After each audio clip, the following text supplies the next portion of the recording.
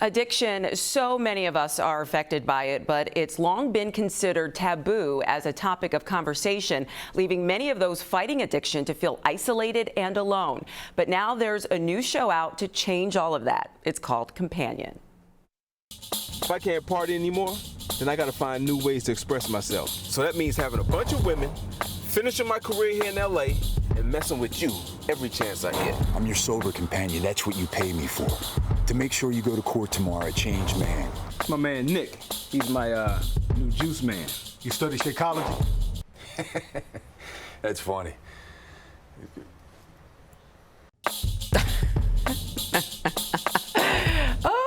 Well, now that's funny. Yep. The creator of Companion, Nick Mouyiaris, and director Matt Ferrucci are now here in studio. Welcome, guys. Thank you. Hi, Thank you for having Danielle. us. Oh, okay, so you're taking a very serious topic, addiction, and bringing a little bit of humor to it. Tell me about the show.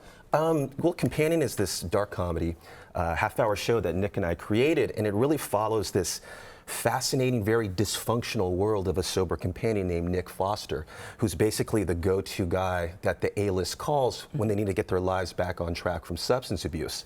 And basically, some companions are recovery coaches. You know, oftentimes they're hired by high-profile clients. In that clip, you know, he's watching an NBA superstar, and basically their jobs are to integrate these people back into their daily lives. So that's really the dynamic we explore in the show. Now, Nick, is this a coincidence that it's a Nick and a Nick? No, it is. You're right on, Danielle. I caught on, so you have some experience doing this, I have right? a little bit of experience. So, you know, I was a sober companion about 12, 13 years ago. So this show is loosely based on those experiences.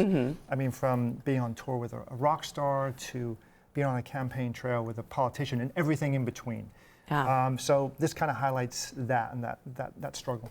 And it's also highlighting something we don't know about. It's like inside Hollywood. Like, people don't know that this is an actual job. Yeah, it's kind of this niche profession in the business of recovery.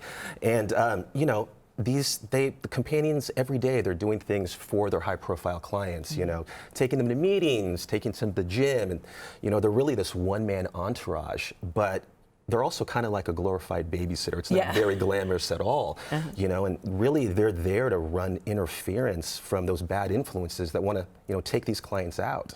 Yeah, and so how did you guys come up with the idea of taking something so serious and trying to put some humor into these issues? Well, like you said, you know, it's a crisis now, and it's been a crisis for a long time, you know, especially the opioid crisis now. But we're comedy writers, right? That's what we're based in. So, you know, there's always humor in the drama of things. So that's what we've tapped into, you know, and it's important to see that, you know. And so what will people discover on this show that you may not see in some other things that are out there right now? Well, you know, it's a different take on the treatment story. You know, a lot of, you know, stories about recovery are, you know, very dark and dramatic, and rightly so. But, you know, this show kind of puts it into the public eye a little bit. You know, while at the same time we kind of pull the curtain on this sort of A-list culture. You know, with the show, you're not going to see the sort of glossy, curated Instagram feeds that they want us to see. You know, you're going to see their real, unfiltered lives when they're at their bottom, all through the eyes of a sober companion. So I think that makes the show different. Yeah, and what we were talking about before, like, this is something that we see and may not realize. Like, people who are out there who are very famous, they've got their companion person with them all the time. They do. And we're seeing them. We don't even know who that is. Right. And that's the thing, is you don't always identify as the companion. There's an anonymous thing to it. So sometimes I've been a nutritionist. Sometimes I was the assistant or the consultant. You know, so you kind of play the role of who you need to be, and you try to keep these people, you know, clean and sober, you know. Okay, so Nick, you have to share with all of us some of your stories, because you don't do it anymore. I don't do it anymore. When was your last client? Where were you? About 12 years ago. I was on tour with a rock band, a pretty well-known rock star, and he fired me after 2 weeks because, well, he wanted to get high. So I was kind of killing his buzz.